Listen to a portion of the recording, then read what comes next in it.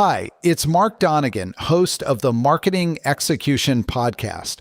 To begin, one company replaced 10 salespeople with 20 AI agents and hit the same revenue numbers. In fact, this already happened.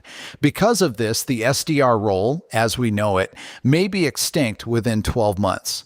Having built and rebuilt go-to-market teams across enterprise tech, I've watched this shift accelerate firsthand. Finally, here's the conversation. Tune in, listen up, it's marketing time. Bright ideas sparking, blowing your mind. From strategies to big exec dreams, catch the buzz and join the execution. Marketing Convo.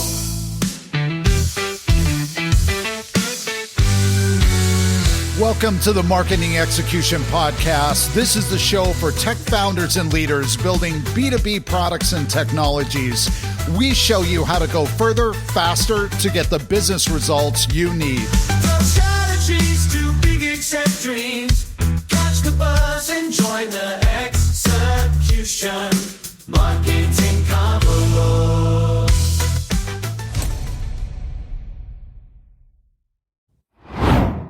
Mark, I was looking at some recent data, and it feels like we have hit this massive inflection point in how startups actually grow. You know, we always talk about the grind of hiring that first sales team, the desks, the phone calls, but I saw a case study where a founder literally replaced 10 full-time sales roles with 20 AI agents. It was not just an experiment, it was doing 8 figures in revenue. Oh, you are talking about that shift at SaaStr. I know exactly the one.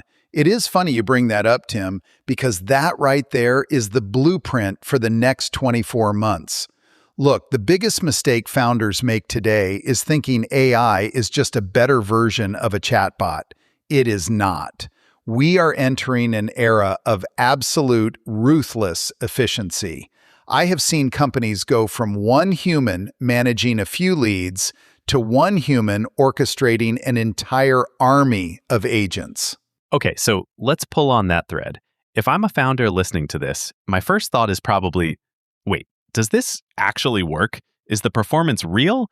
Or is it just a cost-cutting measure that's going to alienate my customers? It is beyond real. I saw a report recently where the productivity was essentially a wash, meaning the AI performed just as well as the mid-pack humans. But here is the secret, Tim. The agents work on Christmas. They work at 3 a.m. They work weekends. There are 3 huge shifts every founder listening needs to internalize right now. First, the classic SDR role. The junior kid fresh out of college sending cold emails. That's effectively extinct. If you can automate the qualification process, why would you pay $150,000 a year for someone to do it slowly? Second, the sales playbook is totally broken because of market saturation. Over 50% of prospects in certain categories are in market right now because they are panicking about AI. You need tools that can handle that massive inbound volume. And third, the new power role is the GTM orchestrator. Wait, the GTM orchestrator? That sounds like a fancy title for a RevOps person. Are we just renaming jobs now? No, it is totally different. In the Marketing Execution Podcast, we always say that execution is about the who and the how. A traditional RevOps person manages software. An orchestrator manages digital clones. I once heard of a company that appointed a chief AI officer who spent only 20% of her time managing 20 agents. That is an insane ratio. 1.2 humans doing the work of 10. So if I am that one human, if I'm the founder or that first marketing hire, how do I actually start? Do I go out and hire a developer to build me a custom Tim bot in-house? Absolutely not. Do not build it yourself. Unless you are a massive platform like Vercel, With a dedicated engineering team for internal tools, you are going to waste 6 months and end up with something obsolete. The pace of innovation is too fast. You buy the best agents on the market, tools like Qualified or Artisan, and you focus on what I call the training phase. Okay, so walk me through that. If I buy these off-the-shelf agents, how do I make sure they don't sound like generic robotic spam? Because, let's be honest, my inbox is already a graveyard of bad AI emails. That is because most people are lazy. They turn the product on and expect magic. Here is the hidden secret. You have to take your best person, the one rep who hits every quota, and you ingest their data. You take their actual email threads, their top-tier scripts, and you feed those into the agent. Then, and this is the part founders hate, you have to spend an hour a day for 30 days doing QA. You correct its hallucinations. You refine the tone. By day 30, that agent is a version of your best salesperson that never sleeps. It sounds like the role of a founder is shifting from being a leader of people to being a trainer of models. It is almost like we are running a digital factory now. Exactly. And that actually changes the leverage for small teams. I saw a case recently where a company used an agent to reactivate leads that their human sales reps had ignored. These were mediocre leads that weren't worth a human's commission time. That AI agent got a 70% response rate. 70%! Humans are biased. They hunt for the big fish and ignore the rest. AI doesn't have an ego. It treats every single lead like a $1 million opportunity. And what about the people person argument? Every veteran sales leader I know says, Mark, people buy from people. Does that just go out the window when we're selling $80,000 enterprise deals? Look, being a people person is great for golf, but it is insufficient for 2026. If your only value is that you are nice on Zoom, you are in trouble. I've found that buyers today actually prefer a smart AI that can answer technical questions instantly over a human who says, "Let me check with my engineer and get back to you in 3 days." If it can be closed on a text message, AI can close it. Now, for those massive mid-7-figure deals, sure, you want a human. But for everything else, efficiency wins every single time. It is a bit scary for the entry-level folks, isn't it? If the SDR ladder is gone, how do people even break into the industry? They have to become technically GTM.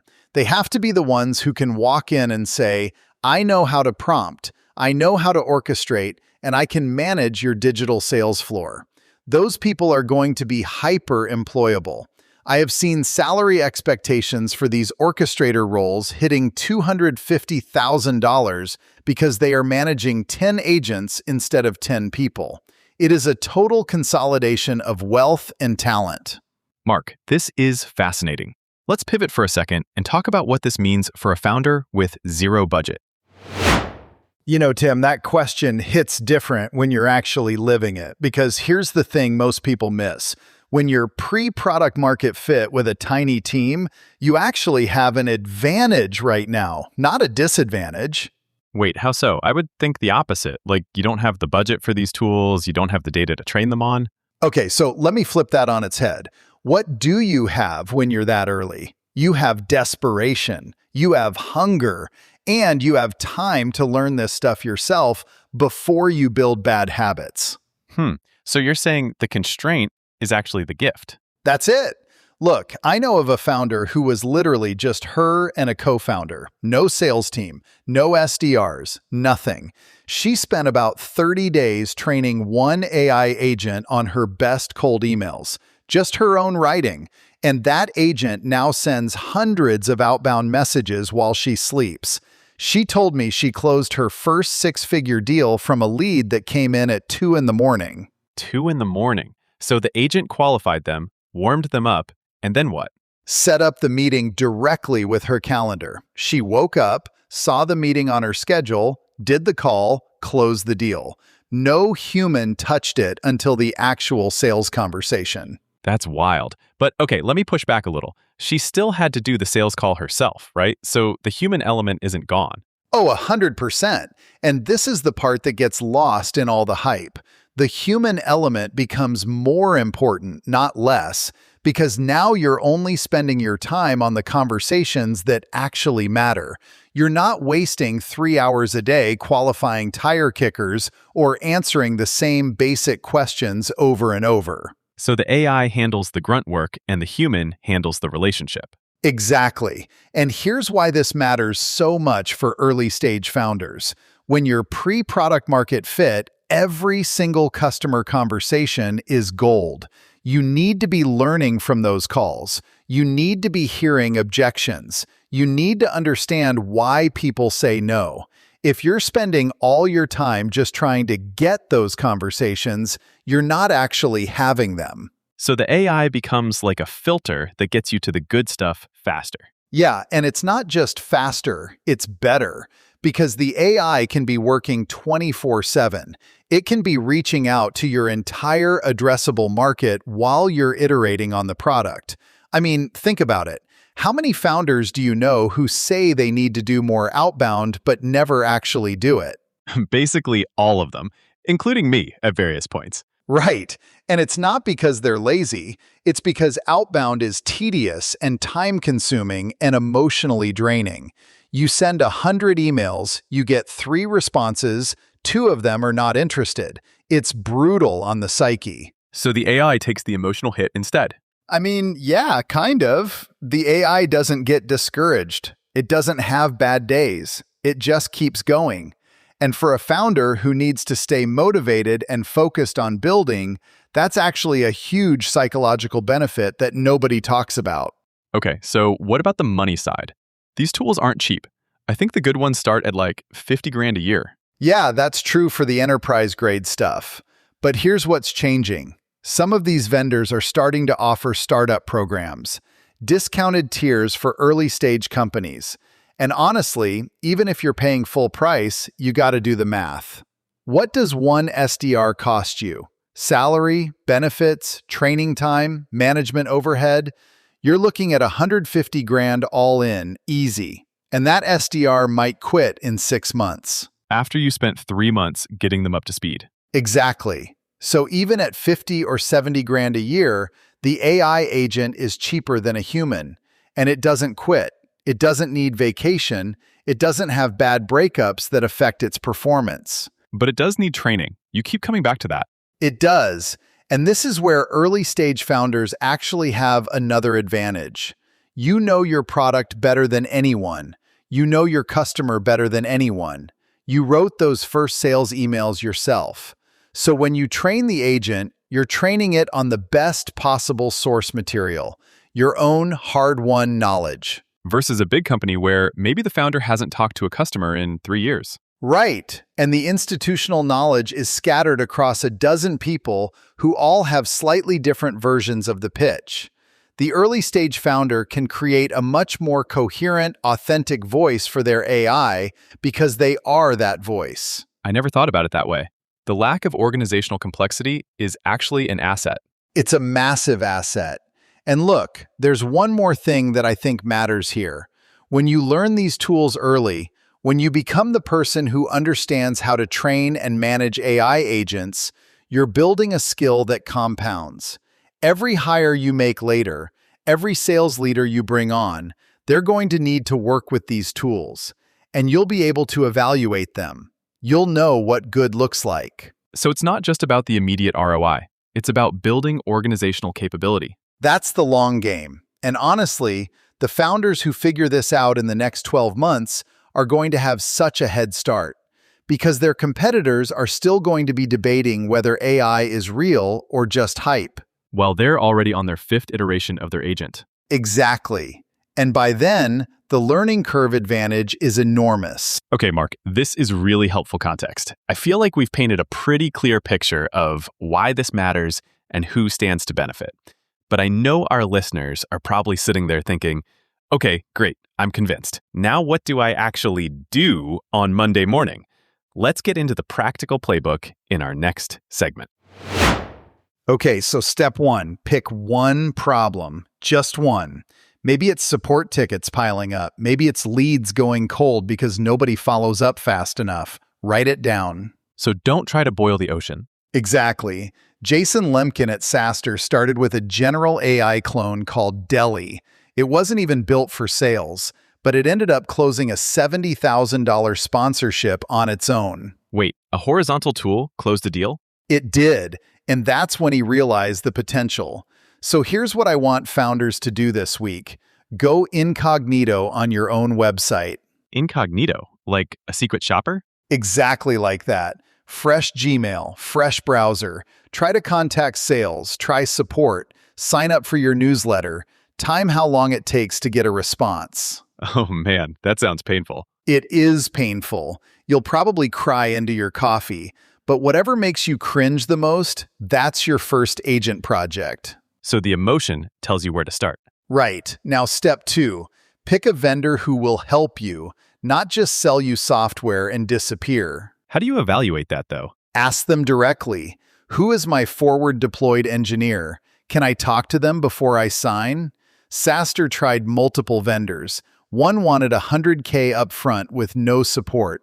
Another was scared of bad PR if things failed. Yikes. But Artisans said yes. Qualified said yes. They rolled up their sleeves and did the work alongside the team. That's what you need. So the relationship matters as much as the features. Maybe more. These tools all run on similar foundations. Claude, various APIs stitched together. The difference is who helps you train it properly. Okay, so I've picked my problem, picked my vendor. Now what? Step 3, take your best performing content and feed it to the agent. Your highest converting email, your best sales script, your top reps talk track. Not some generic template. No, that's the mistake everyone made in 2024. They just turned these tools on and expected magic. The agent needs your voice, your winning approach. So it's like cloning your best performance. That's it. And then you iterate every single day for about 30 days. You review what the agent sends, you correct the mistakes, you answer its questions. That sounds like a lot of work. It is. But by day 30, it's pretty good. By day 60, it's running while you sleep. SaaStr now has 20 agents doing what 10 humans used to do. And the business performs about the same? About the same, but here's the key. You still need a human in the loop, someone who manages everything. So someone still needs to watch the machines. Always. Agents work Christmas, they work weekends, they work at 2 a.m. Someone has to review outputs and catch weird stuff. What kind of person should that be? A nerd, someone who loves data, could come from marketing, RevOps, product, but they need to enjoy sitting with spreadsheets and tweaking prompts. Probably not your classic sales personality. So promote from within rather than hire externally. For now, yes. The job title doesn't really exist yet. You need someone who raises their hand and says, I've already built stuff in Replet, or I've trained agents on my own time. What about the actual salespeople, the AEs who close deals? They become more valuable if they embrace the tools. Think about it. Owner.com is targeting 3 to 5 million in revenue per rep. That's 10 times what it was a few years ago. So fewer reps doing way more volume. Exactly. The agents handle qualification, follow-up, scheduling. The human handles the relationship and the close. But you gotta lean in. One rep at SaaStr quit the day they rolled out AI tracking because he hadn't done anything in 30 days. The gig was up. The gig was up. Total transparency now. So embrace it or get left behind. Okay, Mark, this has been incredibly tactical. Let me see if I can pull this together for our listeners. Can you give us the quick summary of everything we covered today? All right, let me bring this all together. We started by talking about how AI agents are fundamentally changing go-to-market. One founder went from 10 people to 1.2 humans and 20 agents while keeping revenue flat. But the key insight is that these tools require real work. You have to train them daily for about 30 days, feeding them your best content and correcting their mistakes. The classic SDR role is disappearing, but the humans who learn to manage these agents become incredibly valuable. Then we talked about why early stage founders actually have an advantage here. You know your product and customer better than anyone. You can train the agent on your own voice. And the constraint of having no team forces you to learn these tools yourself, which compounds over time. Finally, we got tactical. Pick one problem, do the incognito test on your own site, find a vendor who will actually help you, and feed the agent your best performing content. Someone still needs to watch the machines, but that person can orchestrate 20 agents while you focus on the conversations that actually matter. Mark, after everything we just covered, what is the one thing you really hope people remember when they turn this off? The people who win are not the ones who wait for permission or perfect conditions. They are the ones who pick up the tool today and start learning. 12 months from now, that head start will be almost impossible to catch.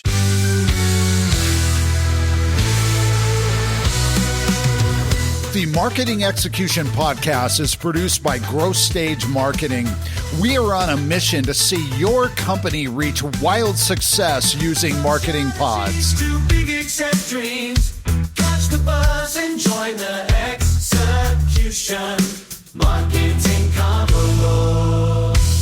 Thank you for listening and being a part of the marketing execution movement and community. To learn how growth stage marketing clients reach more buyers and drive business impact, go to growthstage.marketing. That's growthstage.marketing.